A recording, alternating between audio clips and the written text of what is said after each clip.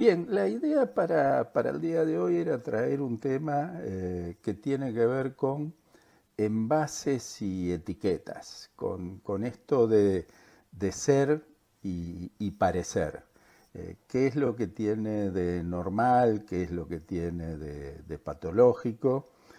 Alguno podría decir que estas reflexiones se inician justamente en este último tiempo con todos los enchastres que está dejando el hoy sábado. Yo lo estoy grabando un día antes, supongo que seguirá siendo el jefe de gabinete, don Manuel Adorni, esta especie de piojo resucitado que se ha convertido en una especie de hazmerreír para la gran mayoría, digamos, porque siempre estas son las percepciones.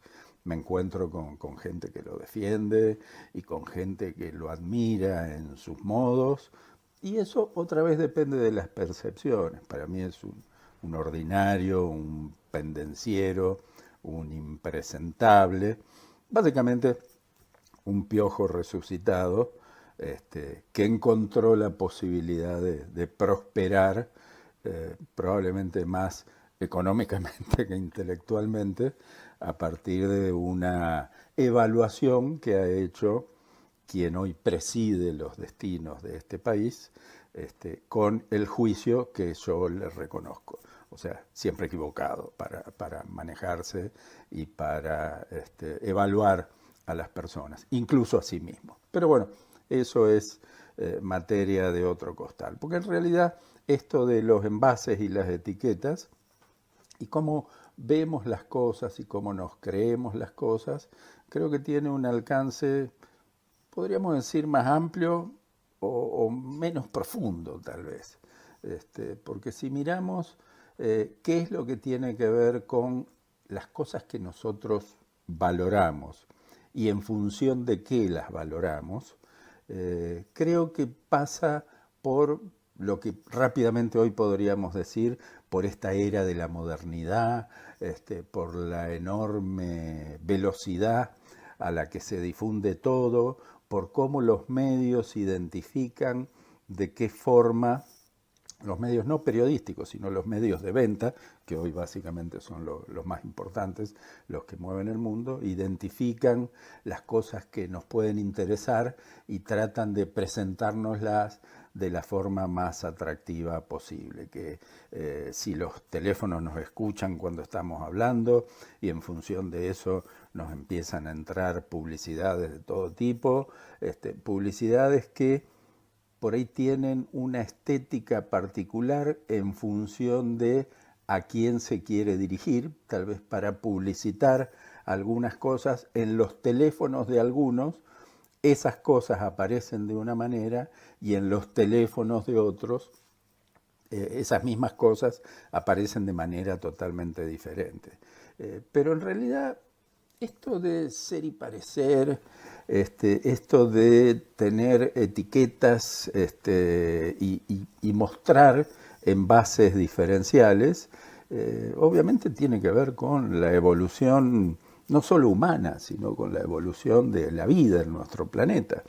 Encontramos muchísimas especies animales que en la mayoría de los casos, a veces teniendo que ver con la alimentación, en la mayoría de los casos teniendo que ver con la reproducción, se presentan de formas un tanto engañosas, pero para poder vender el producto, en este caso para poder venderse a sí mismo. Encontramos en la mayoría de las aves, por ejemplo, en las que en muchos casos las hembras son las que deciden con qué machos se van a reproducir. Bueno, que los machos son tanto más coloridos, tanto más llamativos que las mismas hembras, y a su vez quienes más coloridos son y quienes más llamativos son, tienen más posibilidades de conseguir pareja y reproducirse exitosamente. Esto lo vemos de manera permanente.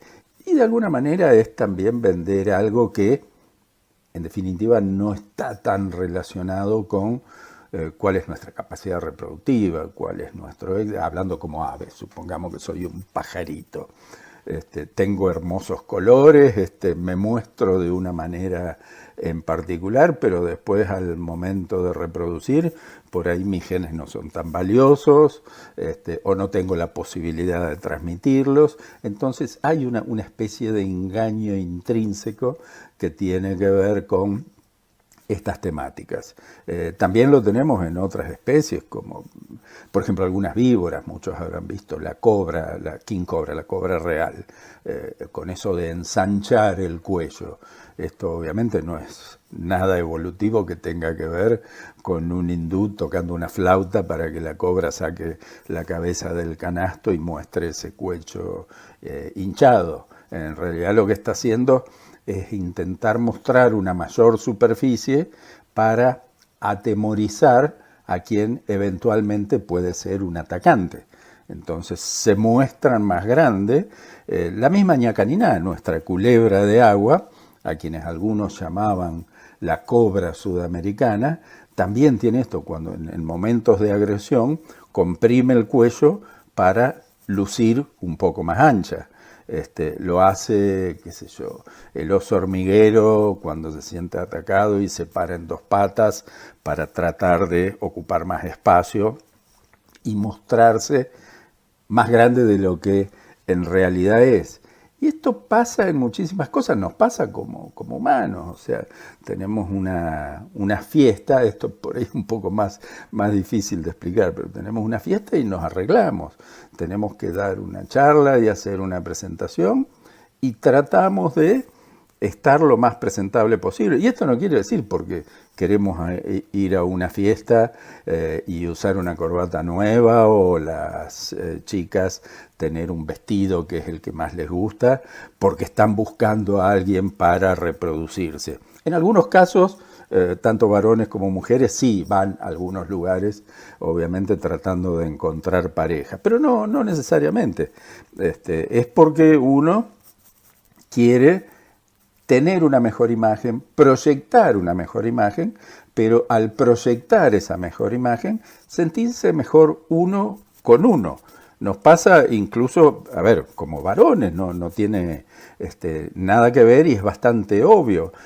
Voy a ir a algún lugar, me agarro una camisa y digo, me voy a poner esta que hace rato que no me la pongo, a ver cómo me veo. A ver cómo me veo, no para que me vean los demás, sino para ver cómo me veo, para sentirme mejor interpretando que estoy bien. Después me pongo la camisa y los botones me tiran, parezco una bondiola mal atada, entonces digo, no, volvamos a la otra, volvamos a la grandota. Pero otra vez, tiene que ver con las autopercepciones, cómo nos percibimos nosotros y cómo interpretamos que estamos de última para nosotros mismos. Ahí está el Carly en la mesa, después si charlan un poco de esto, por ahí sería interesante desde el punto de vista de la psicología tratar de abordar esta cuestión. Se dice muchas veces, si no estás bien con vos, no podés estar bien con los demás. Y de alguna manera también tiene que ver con estas cuestiones. Pero estas son tal vez muy generales y muy filosóficas. Quiero ir al punto de por qué se me ocurrió hacer este editorial sobre envases, etiquetas y percepciones. Y tiene que ver con todas esas subjetividades que están dando vuelta por ahí y que en definitiva nos componen, nos integran. Somos toda esta serie de contradicciones y de a veces malas interpretaciones con respecto a temas absolutamente puntuales. Hay una discusión que tenemos habitualmente acá en casa, que tiene que ver con, eventualmente y de manera cada vez más espaciada, cuando me toca hacer algún tipo de asado, con el origen de la carne, o sea, de dónde viene la carne.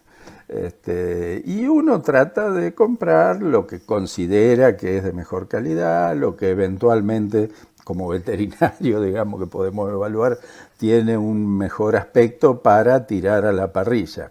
Pero es como que algunos nos la agarramos con algo, y el caso de Alba, no le gusta que yo compre la carne en determinado lugar porque dice que la carne de ese lugar es dura y es fea. Y en realidad la carne no proviene de un lugar, sino que proviene de un animal, y siempre de un animal distinto. Obviamente no es que tienen un novillo guardado ahí y cada vez que vamos nosotros nos dan un pedacito de la costilla de ese novillo. O sea, es absolutamente subjetiva esta cuestión, y acá es donde viene el tema de la etiqueta. Si, por ejemplo, y usando este ejemplo, Alba sabe que la carne viene de ese lugar porque vio que la compré, porque dice supermercado, lo que sea, obviamente al momento de degustar, al momento de hincarle el diente, me viene con otra vez compraste la carne en este lugar. En cambio, si uno logra, digamos, ocultar el origen del producto y después decir, no, lo compré en tal carnicería, que se supone que es el lugar que siempre tiene la carne muy buena, entonces dices, te das cuenta, esta es la que realmente me gusta, esta sí, no como la otra que siempre, mientras se está masticando por ahí la otra. Y esto pasa muchas veces. Tenemos una historia muy antigua con Eduardo, que no está para arruinarla, digamos, espero que no esté en la mesa, que es una historia que tiene que ver con estas cuestiones. Tiene que ver con un amigo que tenemos en una ciudad del norte, no lo quiero decir porque nunca se lo conté a él, a pesar de que es una persona que aprecio mucho. Por ahí si escucha esta historia se puede sentir identificado, pero no lo voy a hacer tan evidente. Es una persona que vive en el norte, siempre viajábamos al norte, muchas veces con Eduardo también por el tema de los yacarés, y que reiteradamente me decía, no, cuando pasen por acá, vengan a casa, que comemos algo, nos juntamos, que hace tanto tiempo, que esto, que el otro, y siempre quedaba ahí la cuestión. La cuestión es que después de unos 3 o 4 años de distintos cruces, en una ocasión, por una razón, no podíamos llegar al campo, entonces digo, lo voy a llamar a fulano, a ver si nos juntamos en la casa de él, que hace tanto tiempo estamos dando vuelta con esto. Bueno, lo llamé, en esa época, calculen ustedes la época, teléfono público de la estación de servicio, poniéndole las monedas, no había celulares ni nada de esto, una historia bastante antigua.